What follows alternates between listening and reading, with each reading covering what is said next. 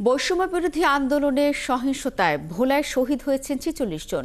এদের মধ্যে ৫ জন শিক্ষার্থী থাকলেও বাকিরা সবাই জীবিকার তাগিদে গ্রাম ছেড়ে শহরে পাড়ি জমিয়েছিলেন। এই পরিবারগুলোর কান্না এখনো থামেনি। তারা সবার আগে চান স্বজন হত্যার বিচার। কামরুল ইসলামের তথ্য ছবিতে প্রতিবেদন। ভোলার বোরহান উদ্দিন উপজেলার মোহাম্মদ সিরাজুল বৈষম্য বিরোধী আন্দোলনের সময় কাজের তাগিদে ঢাকায় গিয়েছিলেন তার ট্রাক চালক ছেলে সুজন, কিন্তু ফিরেছেন লাশ হয়ে।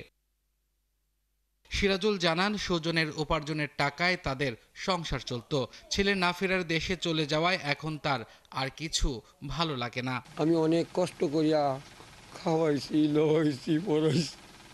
আমি এই ছেলে করে পাল্লা করছি। আমি অসহায় ব্যক্তি। আজ আমার ছেলে বুকের থেকে নিয়ে গেছে, আজ আমার এই নাতি বলবুকে। সুজনের রয়েছে ২ বছরের একটি সন্তান। বাবাকে হারিয়ে সেও এখন বাকরুদ্ধ। গাড়িতে গেছে আর গাড়িতে না ধরছে, আহত আমার ছেলের গায়ে গুলি। এখন এই বাচ্চা নিয়ে আর কি আমি অনেক কষ্টে আছি। এখন আমার কে খাওয়াইবো, আমার বাচ্চার দায়িত্ব কে নিব, কে খাওয়াবো, কে পড়াইবো। শহীদদের তালিকায় সুজনের মতো আছে লিজার নাম, যে ঢাকার মালিবাগে কাজ করতেন গৃহকর্মী হিসেবে। 18 জুলাই বাসার বারান্দায় থাকলেও তিনি গুলি থেকে রেহাই পাননি। ঢাকার বাড়ি মাইয়া দিয়েছি, বালা থাকতো, বালা খাইতো।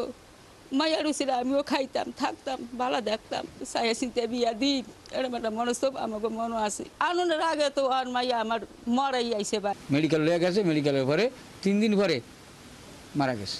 অনেক আদর করছিল আমাদের ফোন দিয়ে বলছে আমার শরীর কেমন আছে, শরীরের কথা জিজ্ঞেস আগে ঠিক মতো খাওয়া দাওয়া করবা। জেলা প্রশাসক জানান, বৈষম্য বিরোধী আন্দোলনে ঢাকার বিভিন্ন এলাকায় শহীদ হয়েছেন ভোলার ৪৬ জন, যাদের ৫ জন শিক্ষার্থী থাকলেও বাকিরা সবাই জীবিকার তাগিদে গ্রাম ছেড়ে শহরে পাড়ি জমিয়েছিলেন। শহীদদের তালিকায় আমাদের ভোলা জেলায় ৪৬ জন শহীদ হয়েছেন।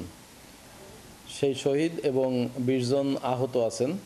তাদেরকে, তাদের পরিবারদেরকে আমরা সরকারের পক্ষ থেকে, জেলা প্রশাসনের পক্ষ থেকে সহযোগিতা করছি। ছাত্র আন্দোলনে শহীদ ভোলার এই ৪৬ পরিবারকে বিএনপি, জামায়াত সহ বিভিন্ন সামাজিক সংগঠন নানা সহায়তা দিয়েছে। তবে তারা চান হত্যাকারীদের সর্বোচ্চ শাস্তি। আব্দুল আল মামুন, ৭১।